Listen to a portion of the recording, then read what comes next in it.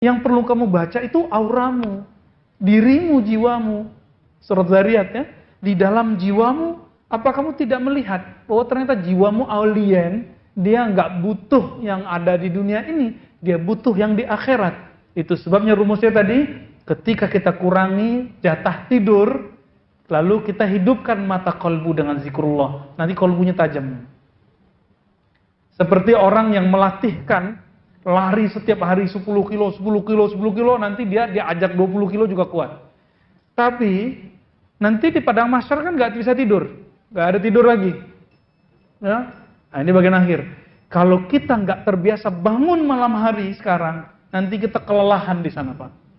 Saya tutup dengan sebuah hadis Nabi bersabda, "Aktsarukum jau'an yaumal qiyamah, aktsarukum syaba'an fid dunya." Orang yang terlalu banyak ngasih porsi untuk perutnya di dunia adalah orang yang paling lapar di akhirat. Orang yang banyak tidur di dunia, orang yang nanti paling lelah nanti di akhirat.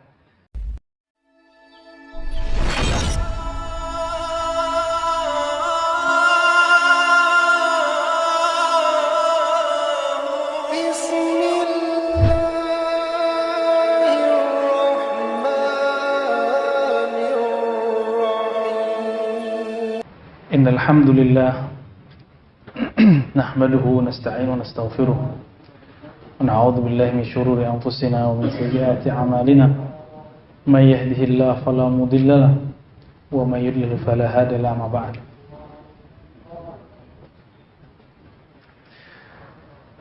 Mari kita buka kajian kita dan baca surah Al-Fatihah. A'udzu billahi minasyaitonir rajim. Bismillahirrahmanirrahim. Iyyaka na'budu wa iyyaka nasta'in. Shiratal mustaqim. Shiratal ladzina an'amta 'alaihim. Baik sahabat yang dimuliakan Allah, di bulan lalu kita membahas tentang ajaibul qalb, keajaiban kalbu. Tapi keajaiban di sini berarti keunikan kalbu. Dan kita sudah membuka perkataan beliau yang mengatakan bahwa man arafa qalbahu arafa rabbahu. Siapa yang kenal kalbunya, kenal yang punya kalbu, yaitu Allah Ta'ala. Namun beliau mengatakan, ini pengakuan pengarang ya. Wa aktsarun nas jahiluna biqulubihim wa nufusihim. Kebanyakan orang tidak kenal kalbunya dan dirinya. Maksud tidak kenal itu apa? Kalau dia kenal dirinya, kenal kalbunya, maka kebanyakan orang tidak akan menyia-nyiakan waktunya dengan kalbunya. Karena orang tidak mengenal kalbunya, akhirnya dia memberikan nutrisi untuk kalbu yang bukan bagiannya, bukan makanannya. Sehingga apa yang diterima oleh kalbu bukan menjadi nutrisi, tapi menjadi racun. Kalbu kita itu pengennya cuma satu, mendekat kepada zat yang maha satu. Lalu ketika dia tidak dibawa ke sana, maka dia akan tambah jauh. Ya. Kita membedakan antara ketenangan dengan kesenangan. Kalau ketenangan itu di kalbu, kalau kesenangan itu di nafsu. Kita mengira ketenangan itu sama dengan kesenangan. Nah, ini yang kemudian beliau katakan kebanyakan orang nggak paham ini. Nah, itu maksud beliau ya.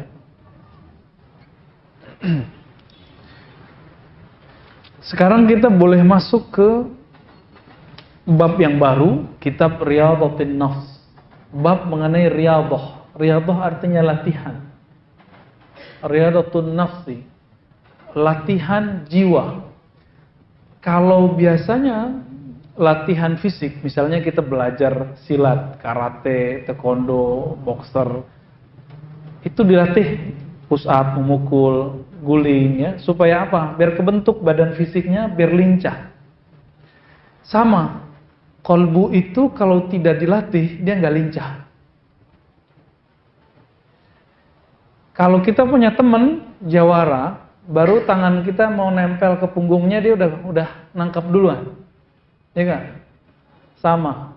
Dalam surat Al-A'raf ayat 201, jawara-jawara kalbu itu dicirikan di sana Walladzina taqaw rabbahum. Orang-orang yang takut kepada Allah, takut itu di kolbu, bukan di pakaian. Bukan di serban, bukan di ini bukan pakaian takut ini ya. Pakaian takut itu di kolbu. Nabi mengatakan at-taqwa hahuna, takwa itu di sini. Maka siapa yang punya nur takwa di kolbunya merasakan idza massahum ta'ifun minasyaitan, ketika ada sekelompok syaitan menyentuhnya. Jadi ternyata syaitan itu suka nyentuh-nyentuh. Nanti kita contohkan maksud nyentuhnya bagaimana. Tazakkaru, maka mereka tiba-tiba teringat, fa idzahum mubsirun, maka mereka langsung mampu melihatnya. Maksudnya apa teks ini, ayat ini, Al-A'raf ayat 201 ini? Orang-orang yang sudah punya nur dalam kolbunya, nanti kalau digoda sama syaitan dia bisa ngerasain. Contohnya, kalau Bang Jimmy lagi duduk-duduk, tahu-tahu ada yang bening-bening lewat. Ya, apa kata kolbunya? Jangan lihat. Kata yang satu lagi, eman, cuma sekali. Ketika si godaan yang kedua datang, dia sadar, wah ini setan nih. Nah itu berarti nur kolbunya sudah hidup. Nur kolbunya sudah hidup. Tapi dia dengar, dia tahu kalimat itu kalah. Berarti belum walladzina taqaw. Dia belum, nur takwanya belum nancep, ya, belum ada di dalam. Mungkin takwa ada tapi nurnya sedang padam. Ya. Maka sahabat yang melakukan Allah, kita ini kurang adil. Supaya sehat jantung, mau olahraga jantung setengah jam, 1 jam setiap hari. Tapi mau sehat kolbu, tidak mau olahraga kalbu setiap hari. Adil enggak? Karena kita enggak adil, Allah mengatakan innallaha yuhibbul muqsitin. Allah itu jatuh cintanya kepada orang yang adil, yang proporsional. Kita kurang proporsional, makanya sholat kita enggak khusyuk-khusyuk. Enggak khusyuk-khusyuk, wajar. Kenapa? Kita enggak adil kepada Allah. Nggak adil kepada diri sendiri. Maka beliau membuka sebuah judulnya, ya, Riyadatun Nafs wa Tahdzibul Khuluqi wa Mu'alajati Amradil Qalb. Bab latihan rohani, tahzibul khuluq, bukan khalq. Jadi ada tahzib itu artinya melatih, mendidik. Khuluq, khuluq itu akhlak. Kalau khalq nggak bisa dirubah kecuali operasi. Tapi kalau khuluq yang kita sebut sekarang akhlak, itu bisa berubah. Oleh karena itu, orang yang berwajah bagus belum tentu berakhlak bagus. Karena khalaq dan khuluq. Nah, teman kita mungkin ada yang namanya husnul khuluq. Khuluq itu single dari akhlak. Jadi jamaknya, pluralnya akhlak. Udah jadi bahasa Indonesia ya? Akhlak. Ternyata ada latihannya. Latihan untuk misalnya sabar itu ada latihannya. Latihan supaya bisa tahajud tiap malam itu ada latihannya. Wa mu'alajati amradil qalb. Lalu terapi kolbu, terapi penyakit-penyakit kolbu. Oh, ternyata di sini ada tambahan lagi. Penyakit kolbu itu mirip dengan penyakit fisik. Kalau kita sakit fisik, kita tidak menikmati makanan. Benar nggak? Maka ketika orang punya penyakit kolbunya, dia tidak akan menikmati hidangan rohani. Nggak menikmati hidangan rohani. Kalau begitu, diobati dulu atau langsung dikasih nutrisi. Jadi orang-orang yang sakit itu langsung dikasih daging atau diobatin dulu. Diobatin dulu, ya. Kita langsung kasih nutrisi, makanya muntah lagi. Itu sebabnya orang-orang munafik itu tidak akan bisa langsung didakwahi. Dia cuma bisa diingatkan dulu. Diobatin dulu kolbunya. Nah, maka Imam Abdul Hasan Syadzili malam tadi di MRBJ 9 yang kita kasih tahu, Syaikhuka, gurumu itu bukan yang nyuruh-nyuruh kamu amalkan ini bukan. Tapi gurumu itu yang mengerti dosis-dosis rohanimu. Sehingga ketika memberikan amalan, takaran-takarannya seperti dokter mampu memberikan dosis-dosis obat. Coba kalau ada orang sakit langsung dikasih dosisnya agak tinggi sama dokter, apa yang akibatnya pada dia? Tambah sakit. Nah, teman-teman semua, obat itu seperti sakit. Ada sakitnya yang bisa diobati pakai prokol, ya. Apalagi namanya? Yang buat sakit kepala tuh. Ya Panadol apalagi. Kita bukan iklan loh ya. Ya gitu, itu nama-nama itu nggak perlu pakai resep dokter. Cuma jangka waktunya hanya 3 hari, ya kan? Udah ditulis di situ. 3 hari penyakit masih berlanjut, hubungi dokter. Saya mau tanya, udah berapa hari sholatnya tidak khusyuk? Udah berapa lama zikirnya tidak nikmat? Sudah berapa lama baca Qur'annya nggak lezat? Tapi kok nggak pernah dikonsultasikan ke dokter kolbu? Makanya nggak sembuh-sembuh. Kalau sudah parah, kita nyebutnya apa? Bukan akut lagi, kronis ya. Ya, kalau sudah parah begitu, tentu inapnya lama. Ya, diinapkan. Makanya sahabat-sahabat Nabi itu, karena mereka kolbunya sehat, Nabi mengajarkan di awal-awal iktikaf di awal Ramadan. Nabi mau selesai 20 Ramadan, lalu kemudian dapat wahyu bahwa Lailatul Qadar munculnya di akhir bulan, maka belum lanjut lagi. Jadi pernah Nabi itu iktikaf penuh. Pernah juga 20 hari. Dan yang paling sering beliau lakukan 10 hari, 10 hari. Iktikaf itu latihan kolbu Pak sebenarnya, bukan pindah tempat tidur. Ini iktikaf kita masih pindah tempat tidur kan? Oh, apalagi iktikaf kita kadang-kadang cuma pindah tempat ngobrol, ya kenalan lagi, ngobrol lagi, ceramah lagi. Kalau iktikaf gak usah banyak-banyak ceramah, banyakin amal. Karena aku udah kebanyakan ceramah kan, kecuali emang udah jadwalnya di masjid ceramah, udah kita biarin. Tapi jangan banyak-banyak lagi. Nabi itu kalau iktikaf off ngajar, nggak ada cara ngajar lagi. Yang beliau lakukan cuma mendidik jiwa. Ketika menantunya dan anaknya belum bangun, digedor-gedor, bangun Ali, bangun Fatimah, dibangunin. Jadi Nabi itu betul-betul seperti seorang trainer. Nah, maka di sini ada sebuah istilah Asy-Syaikh Al-Mursyid lil Murid. Ini kitab bukan kitab tarekat ya. Ini kitab tentang terati kolbu. Imam Ibnu Qudamah ahli hadis Al-Maqdisi, mazhabnya Hanbali, bukan Syafi'i. Ternyata beliau ini berguru kepada keluarga Al-Maqdisi yang mereka punya akses kepada Syekh Abdul Qadir Al-Jilani. Hasilnya ini nih kitabnya. Jadi semuanya punya akses ke sana karena sama-sama Hanbali. Syekh Abdul Qadir Jilani Hanbali dan rata-rata keluarga Al-Maqdisi itu Hanbali ya. Apa kata beliau?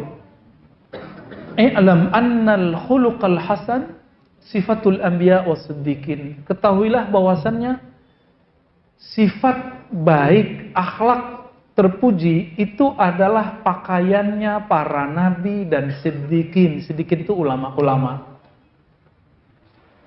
Akhlak yang baik. Maka nabi itu bukan mewarisi gelar doktor LCMA. Nabi tidak mewarisi kemampuan baca kitab. Nabi mewarisi akhlak. Ada orang pintar baca kitab, tapi kalau di mimbarnya menakutkan Pak jadinya Pak. Berarti dia belum mewarisi akhlak Nabi, baru pintar baca kitab. Ada orang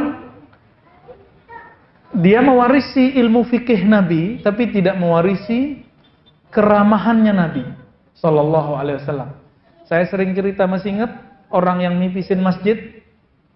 Itu secara fikih haram, tapi secara akhlak itu dibiarin. Karena Nabi membiarkan mereka, akhirnya esok-esok semua Arab Badui masuk Islam. Semua Arab Badui masuk Islam. Jadi ngalah sekali supaya menang beribu kali. Itulah Nabi Sallallahu Alaihi Wasallam. Jadi akhlak kenabian itu nggak selalu menang sendiri. Nah, kalau kita sudah mewarisi ini, sudah lengkap sudah warisannya, ya. Al-waris Muhammadi disebut. Sebaliknya, akhlak yang buruk itu beliau sebut sammun qatilun, adalah racun yang membunuh. Yang dibunuh bukan fisik ini, tapi yang dibunuh adalah qalbu. Kalau qalbu sudah sakit, tidak nikmat. Kalau sudah mati, nggak ada rasa. Nah, kalau sholatnya udah nggak ada rasanya, hati-hati tuh. Ya, jangan-jangan sholatnya orang yang sudah mati qalbunya. Nah, jangan sampai ya. Maka beliau memulai dengan bab fadilatu husnil khuluqi wa dhammi su'il khuluq. Keutamaan berakhlak baik. Apa kata beliau? Takallamu fi husnil khulqi mu'taridina li samratihi la li haqiqatihi. Ya. Para ulama sudah banyak membicarakan tentang akhlak yang baik, namun mereka lebih banyak berbicara tentang buahnya, efeknya, tapi belum berbicara tentang hakikatnya. Maksudnya apa ya? Lalu beliau menjelaskan bahwasannya khuluk seperti yang saya katakan di awal, khuluk itu dapat dipandang dengan mata batin. Kita semua punya, Pak. Kita sekali lihat orang punya jadi juri. Oh, ini orang baik nih. Nah, itu yang kita lihat bukan mukanya, tapi akhlaknya. Itu Bapak Ibu, ikhwan akhwat sahabat semua, kita memandang bukan pakai mata ini, tapi lagi pakai kolbu. Pernah nggak melihat ada orang gagah, cantik, tapi kita bilang ini orang jahat nih? Pernah? Itu yang ngomong kolbu. Yang disebut dalam bahasa Arab basirah. Berarti kita sudah bisa membedakan kegagahan fisik, kecantikan fisik bukan berarti cantik rohaninya. Coba bandingkan. Betapa kita setiap hari merawat wajah ini. Benar gak? Bagi mbak-mbak ya, mas kayaknya kurang. Kalau perempuan, setiap hari pakai bedak, pakai pembersih. Bang Adi udah ketawa-ketawa tuh ya. Masuk gak?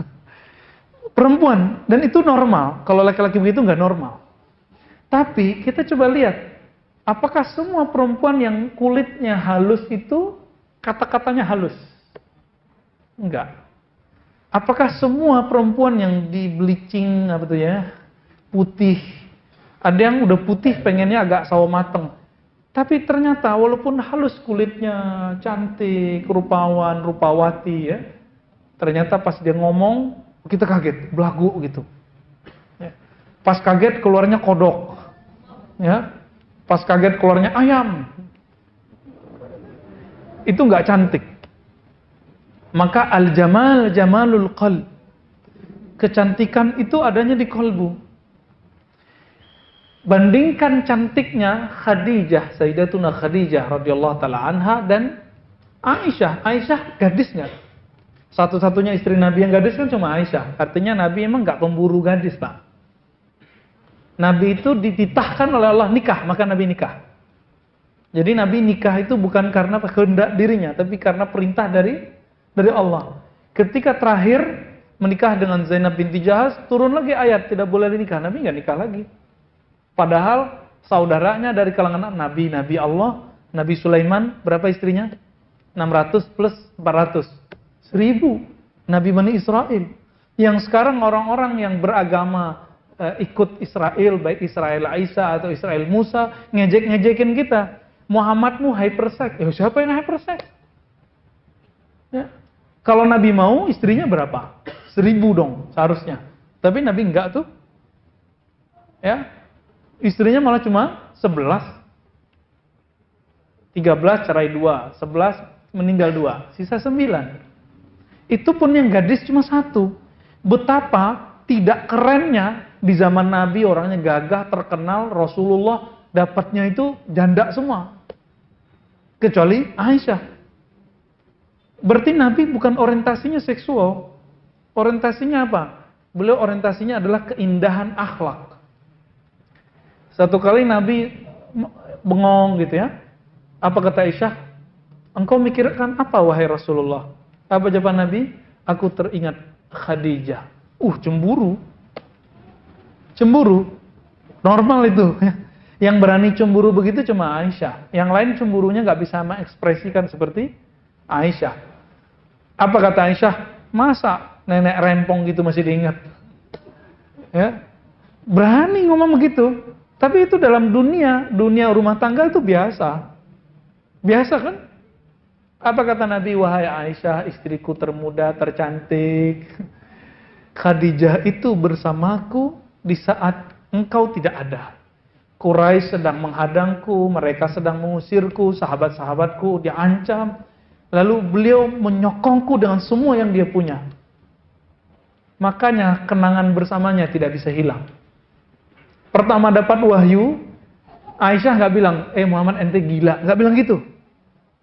Jadi Nabi Muhammad cerita, saya didatangi oleh makhluk bersayap 360 kiri kanan, lalu mendekat, lalu membacakan Iqra, bla bla bla bla bla bla begitu. Kalau istri-istri sekarang mungkin bilang, Mas, kamu ketemu jin apa sih gitu? Gila nih ya. Pulang-pulang dari Gua Hiro gila nih. Kalau mungkin Nabi kalau nikah sama perempuan-perempuan sekarang begitu. Tapi ini enggak. Ustadz aja bilang gitu. Ada salah seorang ustadz di TV, jamaahnya itu pengobatan. Nanya, Ustadz kalau saya baca ayat ini sekian kali gimana? Apa kata ustadznya? Oh hati-hati nanti didatangin jin. Baca ayat kok didatangin jin? Dari mana itu? Ya, ajaran dari mana itu? Itu ustadz loh. Apalagi, ya bukan ustadz gitu. Akhirnya Aisyah sadar diri, disebut insaf, munsifah. Ya, oh iya, saya waktu itu masih bocah kecil. Tapi Aisyah sudah berkorban. Jadi sahabat yang melakukan Allah, Nabi SAW itu teringat Khadijah bukan fisiknya, tapi teringat akhlaknya. Dapat wahyu malah dikuat-kuatin. Kamu normal, orang baik, nggak mungkin didatangi makhluk-makhluk yang jahat. Begitu nguatinnya. Maka siapa yang mewarisi ilmu Khadijah, akhlak Khadijah, dia tidak pernah membuat sedih suaminya. Dia selalu menguatkan suaminya. Ya, kalau pewaris Aisyah beda lagi, cerdas, tapi tajam. Perlu juga tuh ya. Maksudnya perlunya apa? Nambah. Bukan gitu ya. Udah ngeres aja ke sono ya.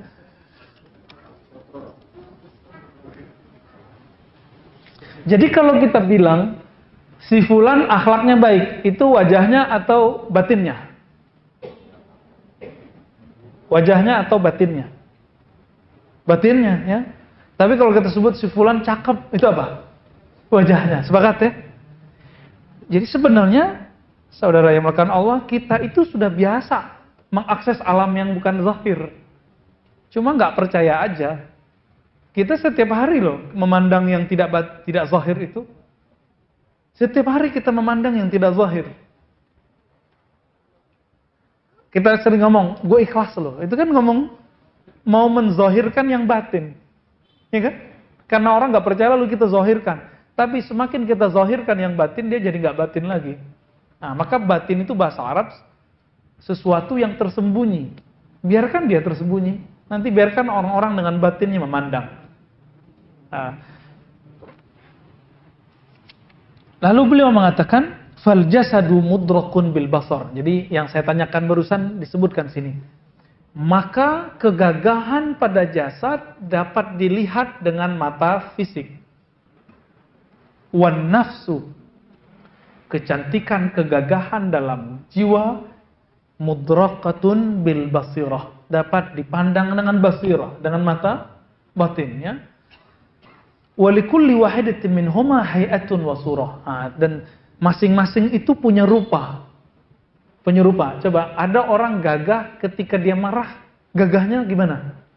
Hilang. Ya. Ada cowok-cowok keren, tapi tangannya begini deh, ya. Gimana kira-kira? Langsung nggak keren lagi. Ya, berarti dia punya masalah. Punya masalah. Apa yang paling mengejutkan saya di sini, di teks ini, belum bacain ayat, tulisin ayat, surat Shad 7172. Tapi penafsirannya ini yang bikin saya kaget. Surat Shad 7172. Ayatnya kalau dibaca, inni khaliqun, sesungguhnya aku menciptakan basyaran, manusia bashar. Bashar itu fisik. Jadi manusia itu terbagi dua. Satu sisi bashar, bukan Bashar Asad loh ya. Bashar itu sisi fisik. Mintin, dari tanah atau dari saripati tanah. Benar nggak? Antum makan yang dari tumbuhan? Bahkan hewan-hewan itu makan tumbuhan atau makan apa? Makan bulan. Makan tumbuhan ya. Jadi beda sama Superboy, Superman ya. Superman nggak perlu makan, dia cukup kena cahaya matahari. Ya, nah, itu alam imajinatif itu. Lalu apa kata beliau? Ada ayat berikutnya bahwa di dalam diri kita ada sesuatu yang bukan dari tanah ini, bukan dari bumi. Antum itulah yang disebut alien. Fa idza sawaituhu, kalau si tanah itu, saripati tanah itu sudah diaduk, diolah sehingga menjadi janin, sawaituhu, aku sempurnakan fisiknya, nafakhtu fihi min ruhi, baru aku install namanya roh. Ditiupkan roh di situ. Dan Allah menyebutnya ruhi, roh milikku. Perbedaan agama sebelah mengartikan itu rohku sendiri, zatku. Sehingga Nabi Isa itu disebut rohnya Tuhan. Padahal maksudnya roh milik Allah. Sama kayak kalimat ardullah, bumi Allah, maksudnya bumi milik Allah. Bukan berarti bumi ini di dalamnya ada Allah, bukan. Ya, ini akibat penerjemahan kitab suci yang tidak cocok, ya. Jadi Injil itu dulu mungkin diterjemahkan, tapi tidak pas oleh sebagian penerjemahnya. Wallahu a'lam, ya. Lalu apa kata beliau? Ini kalimatnya ini yang bikin saya bergetar ketika awal membaca. Fanabbaha ala annal jasada mansubun ilatin. Allah mengingatkan kamu wahai manusia bahwa tubuh fisikmu ini dia berasal dari tanah. Mansubun, dia dinisbatkan ke tanah. Berarti nanti semua yang berbau tanah itu miliknya. Itu tempat pulang kampungnya. Jadi pulang kampung kita emang ke tanah. Antum lahir di mana? Itu kampung KTP. Kampung akte lahir. Tapi kampung kita itu bisa di tanah mana aja. Namun ingat, kita punya makhluk alien di dalam. Namanya roh. Yang ini kampungnya bukan di Aceh, bukan di Padang, bukan di Jawa, bukan di Sunda, bukan di Kalimantan, bukan. Yang ini bernama roh itu kampungnya di negeri yang lain. Disebutkan di sini. Waruhu mansubun ilaihi. Dan roh itu berasal dari hadiratnya. Disebut rohku, roh milikku. Jadi sebelum ditiupkan roh itu, roh kita diminta bersaksian. Dan dia menatap Allah Ta'ala. Itu yang ayat yang masyhur di surah Al-A'raf. Alastu birabbikum, masih ingat? Bukankah aku Rabbmu? Jadi antum sadar atau tidak, kita ini semua pernah bertemu Allah. Kita semua ini. Jadi sebelum kita ketemu di sini, kita sudah bareng di sono. Ngapain? Kita udah ketemu Allah. Jadi sekarang walaupun antum nggak tahu nama sampingnya, dulu udah bareng. Dalilnya ini kemudian hadis Nabi, innal arwah junudun mujannada, hadis Sahih Muslim. Roh itu dia berbaris-baris. Kalau dia kenal dia akan akrab, kalau dia nggak kenal dia akan menjauh. Hadis Sahih Muslim. Jadi kita udah ketemu sebelumnya. Cuma sekarang ada yang nggak hafal kan namanya. Tapi roh itu bentuknya lebih bagus dari tubuh fisik ini. Lebih ideal. Di saat itu, di alam roh itulah Allah memuliakan, memberi anugerah kepada semua roh, memandang kepada sumber roh. Jadi makna inna lillahi wa inna ilaihi raji'un itu jadi nggak serem sebenarnya. Coba terjemahin. Inna lillahi, coba terjemahin. Sungguh kami milik Allah, ya kan? Maksud lainnya, kami berasal dari hadiratnya. Dari alam roh yang kepunyaannya. Lalu kalimat berikutnya, wa inna ilaihi raji'un. Lalu kami nanti akan pulang kampung ke hadiratnya. Pengen gak pulang kampung? Pengen mati gak? Gak mau. Kalau pulang kampung mau. Maksudnya apa? Kalau saya biayain pulang kampung ke kampung fisiknya, pada seneng kali ya. Gratis kita bayarin tiketnya pada mau pulang nih kayaknya. Tapi kalau saya biayain pulang kampung ke alam sana mau nggak? Nggak mau ya? Padahal nggak bayar lah ya. Kok nggak mau? Berarti kita belum kenal alam kampung rohani. Pulang kampung itu menyenangkan nggak? Tunggu dulu. Kalau masih mahasiswa, masih siswa, pulang kampung mah enak. Di kampung udah ada yang nanggung. Tapi kalau sudah Sudah bermuka-muka begini nih, pulang kampung nggak punya rumah di kampung, mau tinggal di mana? Pulang kampung nggak pernah bangun kampung, malu. Pulang kampung dulu punya kasus di kampung, malu pulang. Pulang kampung tapi nggak pernah nyapa-nyapa orang di kampung, berani pulang nggak? Nggak berani. Kawan kita ada, salah seorang udah 35 tahun nggak pernah pulang kampung. Saya tanya, kok kamu nggak pulang? Dalam hati aja dia jawab ya. Tapi mukanya udah menjawab, saya udah tahu. Ah, malu gitu. Mukanya langsung malu.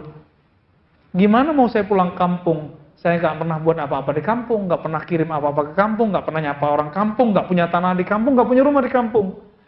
Jadi antum itu sebenarnya kalau mau pulang kampung itu akan senang, pede, kalau pulangnya pakai Fortuner atau Alphard gitu ya. Kalau pesawat yang VIP. Jadi kalau orang tanya, naik apa dek?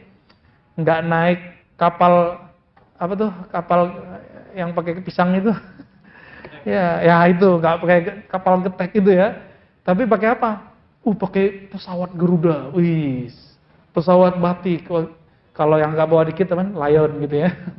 Udah siap-siap kayak angkot di atas deh. Ya, muter-muter dulu, baru turun. Kita kemudian bangga dengan kendaraan yang kita naiki. Tapi lebih bangga lagi, ini mohon maaf ya, yang paling senang pulang pakai kendaraan itu orang mana? Pakai mobil. Itu orang kampungnya Ustadz Sandy ini ya. Baru beli Avanza bawa pulang langsung. Beli Karimun aja bawa pulang. Apalagi punya Alphard bawa pulang itu ya semua. Kenapa? Pengen nunjukin ke orang kami jadi tren ya. Bapak ibu saya kan bilang, nah pulang tuh jangan pakai pesawat mulu. Pulang tuh bawa mobil. Saya mikir capek pakai mobil. Tapi itu bagi orang tua membahagiakan. Sampai sekarang belum pernah pulang pakai yang kuda roda 4 ya, kuda Jepang itu ya. Kuda logam apa kuda besi apa sih namanya. Belum pernah. Karena bagi saya untuk apa sih gitu. Enggak penting amat sih gitu. Tapi bagi orang tua itu membanggakan. Maka teman-teman semua, ini mirip. Mau pulang kampung disambut pede bahagia enggak? Apa kata Nabi? Mau bikin rumah villa di kampung rohani? Nabi mengatakan, man shalla isnatai asyrata raq'atan. Siapa yang sholat 12 rakaat setiap hari, banallahu lahu baitan fil jannah. Allah bangunkan satu istana di surga. Satu villa di surga. Mau? Jadi sholat sunatnya jangan kurang di luar tahajud nih ya. Di luar tahajud kita punya 12 rakaat. Itu yang disebut rawatib. Kalau nggak bisa kejar sunat rawatib, ya kejar di duha. Nggak bisa di duha, ya di sholat sunat mutlak. Masih ingat Ali Zainal Abidin bin Husain, anak Husain, itu karena dia ditahan tahanan rumah, nggak boleh keluar, kerjanya cuma zikir, sholat. Berapa rakaat dia sholat setiap hari? 1000 rakaat. Coba bagi 12, sudah berapa tuh? 120 ya? 120 villa tiap hari. Gila itu ya. Itu tajir banget tuh. Kalau pulang, maka Nabi mengatakan, ini level anak-anaknya Husain. Nabi mengatakan, Husain sayyida syababi ahli jannah. Husain itu ayahnya Zainal Abidin adalah pemimpin pemuda-pemuda yang masuk surga. Kabar gembiranya antum yang sudah ubanan, yang sudah keriput, yang sudah ompong, itu nanti jadi pemuda semua. Dan pemimpin kita bernama Husain, Hasan. Ya. Anaknya Husain setiap hari berapa? 1000. Gimana kalau Husain itu saya nggak tahu. Husain itu satu nafasnya naik, itu sudah zikir. Turun, zikir lagi, nggak pernah lupa kepada Allah. Itu Husain. Kita sholat aja lupa kepada Allah.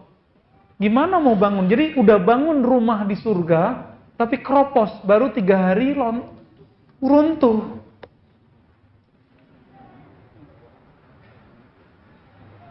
Asrama IIKI, takhusus untuk perempuan, kan dibangun tuh oleh proyek-proyek. Kontraktornya jahat sekali. WC-nya nggak di apa namanya tuh, yang dikasih semen apa banyak itu, kerikil-kerikil banyak. Di bawahnya itu ternyata masih tanah. Diinjek langsung grrr.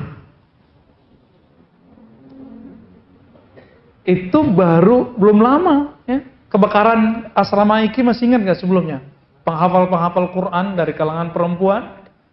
Itu asramanya, jadi si pemberi dana oke, kontraktornya kurang ajar. Mungkin kontraktornya bener, tapi tukangnya kurang ajar. Itu. Nah, makanya kita kalau beramal itu betul-betul detail, diliatin, dipelototin pakai kolbu satu-satu. Jangan cuma merhatiin takbir Assalamualaikum doang. Ya, apalagi merhatiin kaki kawan. Ya, kita lagi mau maku rumah, tapi yang kita lihat orang maku sampingnya, hancurlah tangannya. Ini ilustrasinya. Orang-orang yang membangun rumahnya di surga, tapi dia tidak memperhatikan bahannya, kualitasnya, baru sehari udah roboh. Inilah nasib orang-orang yang tidak memelihara kolbunya dalam sholat. Bilang ini, capek malam tadi tahajud 11 rakaat. Aduh, betisku naik gitu ya. Malam tadi 1 juz langsung roboh. Ya. Roboh langsung. Maka Nabi mengatakan 3 hal yang bisa menghancurkan, salah satunya ujub, merasa dirinya keren gitu, lalu diceritakan ke orang. Maka ingat-ingatlah, mungkin kita sudah banyak bangun, tapi nggak dijaga. Udah bagus, rumahnya udah bagus, tapi nggak dibersihin, gimana? Ya kotor lagi gitu. Maka teman-teman yang muliakan Allah, jika ingin pulang kampung indah, maka bangun di sana istana. Siapkan kendaraan yang bagus. Kalau perlu, kita punya prestasi, nanti diundang pulangnya. Dapat undangan gratis. Itu yang dibacakan dalam surah Al-Fajr. Ya ayat Tuhan, nafsul mutuna itu undangan kematian gratis, Pak. Mau nggak diundang? Diundang oleh yang punya langit dan bumi. Maka orang-orang ini kalau diundang, disambut oleh makhluk langit dan ditangi oleh langit makhluk bumi. Kita ini ketika lahir, kita nangis. Orang yang nyambut gimana? Ketawa, senyum. Tapi kita nggak tahu ketika kita meninggal nanti orang senyum apa nangis. Kira-kira gimana, Pak?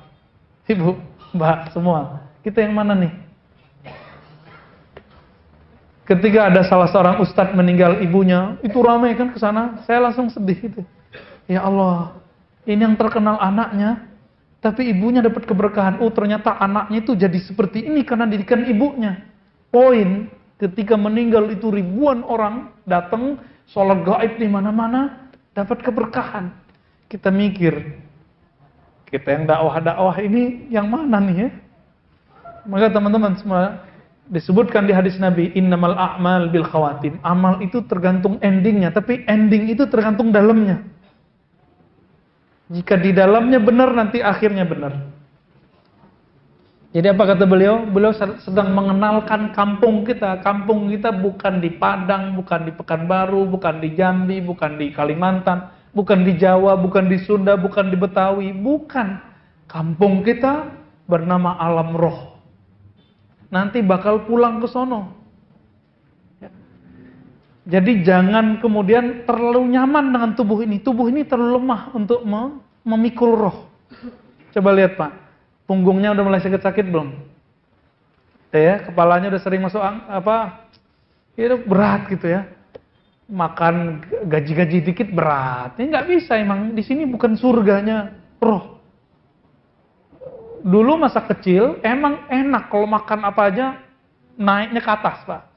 Kalau sekarang makan apa aja maju ke depan, kiri kanan. Tuh semuanya tuh sama aja tuh ya.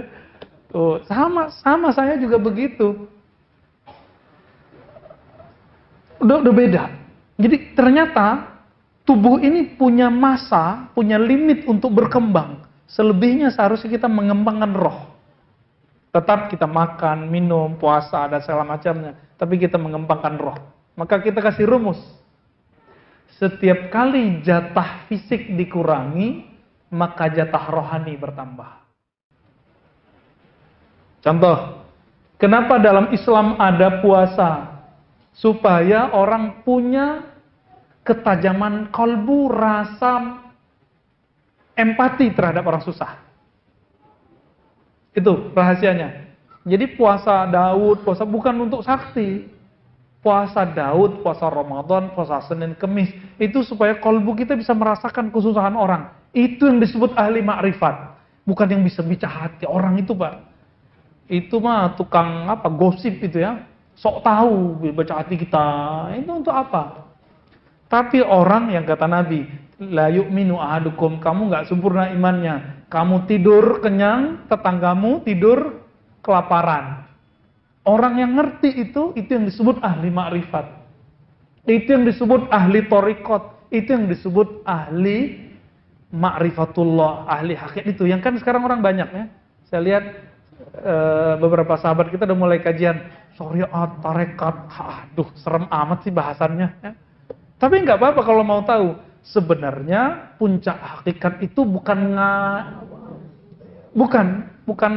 ngawang itu enggak. Tapi ketika dia mulai berpikir tentang alam kiri kanannya. Ini yang dialami oleh pendiri Jamaah Tabligh Maulana Ilyas, pendiri Ikhwanul Muslimin, pendiri NU, pendiri Muhammadiyah. Dulu mereka sibuk sendiri, sibuk sakti sendiri, sibuk pinter sendiri. Apa kata Hasan Al-Banna? Ya. Saya belajar thariqat Hasafiyah, cabang dari Syaziliyah. Tapi orang thariqat itu sebagian, enggak semua. Sibuk sama dirinya, tidak pernah mau memikirkan kiri kanan sampingnya. Akhirnya dibuat gerakan Jami'iyah Hasafiyah, lalu diganti jadi Ikhwanul Muslimin. Dalam setahun punya cabang 300, baru setahun. Gerakannya betul-betul ya seperti NU di Indonesia dan Muhammadiyah, betul-betul persis sama. Dan mereka sama-sama Syaziliyah. Hadratus Syekh Hasyim Asy'ari rahimahullah itu Syaziliyah sama. Kita punya sanadnya dan kita lihat Syaziliyah toh, ya. Jalurnya ke Syekh Mahfud Termasi terus nyambung ke Abdul Hasan Syadzili. Mereka itu ketika tajam makrifatnya, tajam ilmu baca kitabnya, bukan untuk diri sendiri, memperkaya diri sendiri, justru berbagi kekayaan ilmu dibagi-bagikan, harta dibagi-bagi semua. Dulu kiai-kiai ngasih makan santri kan, semoga sampai sekarang ada lagi ya. Itu warisan dari Rasulullah SAW. Rasulullah itu punya santri, orang-orang sufah itu Nabi kasih makan. Minimal dikasih tempat gratis deh kalau nggak ngasih makan, gitu. Harus ada yang begitu. Jadi apa rumusnya? Semakin kurangi jatah fisik, maka jatah rohani bertambah. Tapi kalau cuma dikurangi tidak dilatih, kepekaannya nggak ada. Khawatirnya nanti jadi dukun. Ya, jadi ahli cakra, ya, baca-baca cakra orang. Nah, maka orientasi rohani kita jangan lagi mau baca cakra, baca aura, itu nggak penting ya. Cukuplah aura kasih yang cantik itu ya. Nggak usah kita baca-baca aura orang, nggak penting. Apa kata Allah? Wa fi anfusikum afala tubsirun. Yang perlu kamu baca itu auramu, dirimu, jiwamu. Surat Zariyat ya. Di dalam jiwamu, apa kamu tidak melihat bahwa ternyata jiwamu alien, dia nggak butuh yang ada di dunia ini, dia butuh yang di akhirat. Itu sebabnya rumusnya tadi, ketika kita kurangi jatah tidur, lalu kita hidupkan mata kalbu dengan zikrullah, nanti kalbunya tajam. Seperti orang yang melatihkan lari setiap hari 10 kilo, 10 kilo, 10 kilo, nanti dia ajak 20 kilo juga kuat. Tapi nanti di padang mahsyar kan nggak bisa tidur, nggak ada tidur lagi. Ya? Nah, ini bagian akhir. Kalau kita nggak terbiasa bangun malam hari sekarang, nanti kita kelelahan di sana, Pak. Saya tutup dengan sebuah hadis Nabi bersabda, "Aktsarukum jau'an yaumal qiyamah, aktsarukum syaba'an fid dunya." Orang yang terlalu banyak ngasih porsi untuk perutnya di dunia adalah orang yang paling lapar di akhirat. Orang yang banyak tidur di dunia, orang yang nanti paling lelah nanti di akhirat. Jadi saya mengimbau, mari bangun malam nanti ya. Bangun. Kalau ketinggalan qadha. Jadi Nabi pernah mengqadha salat sunatnya. Nah, ini bagian pertama dari latihan jiwa. Mari latih ntar malam, latih itu pagi, semoga bulan depan sudah ada hasilnya.